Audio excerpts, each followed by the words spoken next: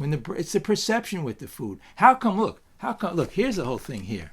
How come some people are anorexic, right? And some people are binge eaters? It's a perception, isn't it? Tell me. That's what it is. One person feels they want that lean feeling. They don't want the food in their stomach. The other person says, I'm not happy unless I have all this food and my stomach is bloated, my palate.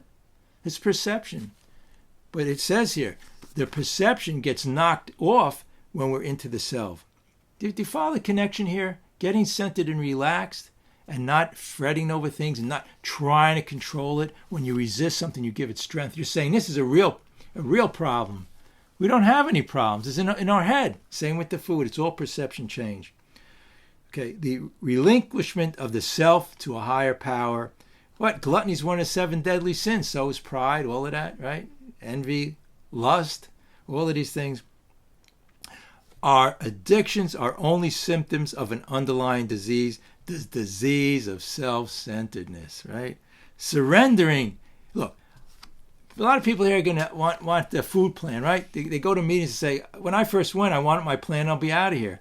But it's telling you the real solution here. And the reason why I can say this with confidence is because you got to ask yourself, have the diets work? 95% of all the diets anywhere never work, and the 5% of people who stay on them are miserable. I'm not to say not have a certain food plan, but mine is God-inspired. It's God's food, right? Spiritual food. Spiritual bread, I call it. Surrendering the self automatically puts us in touch with the power of the universe, our creator. So you want all power to flow in? You want all towards your addiction? You want to get over it?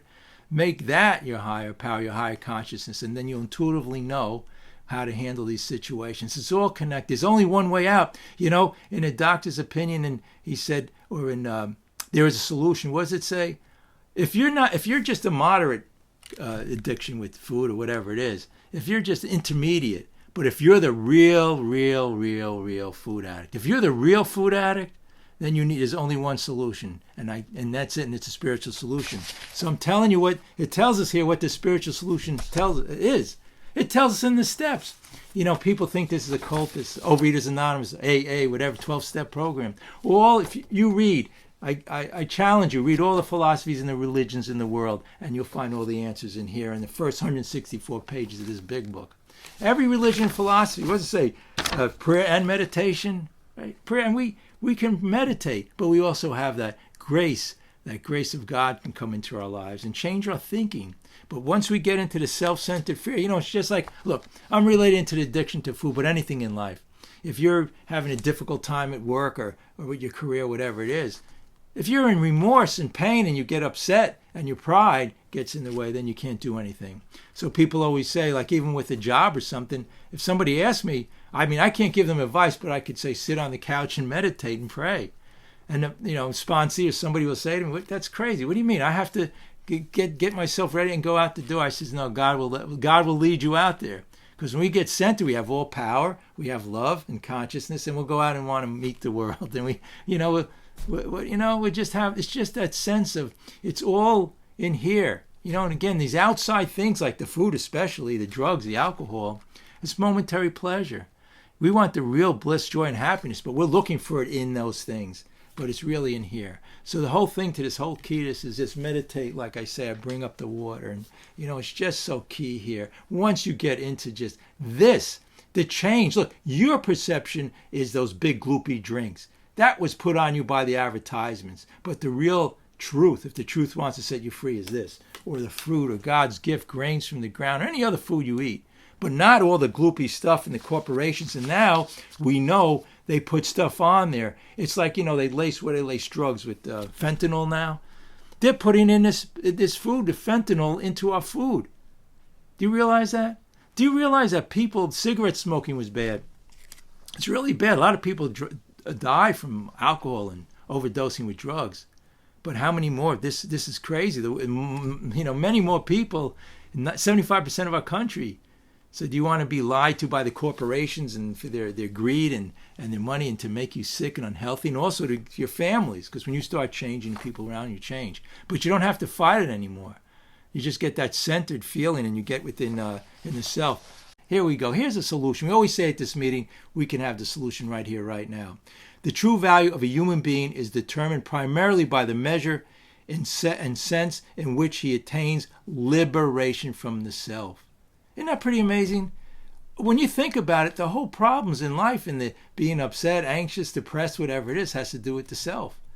It all has to, once you get rid of the self, that's the whole. And it says, being overly preoccupied with ourselves stunts our spiritual growth, just as it limits all we do. We cannot realize our full potential when we concentrating on our desires or fears. This is pretty amazing. It has to do with the addiction we always talk about with the food. When we're focused on the diet or losing the weight, that brings up the fear, and it all has to do with that.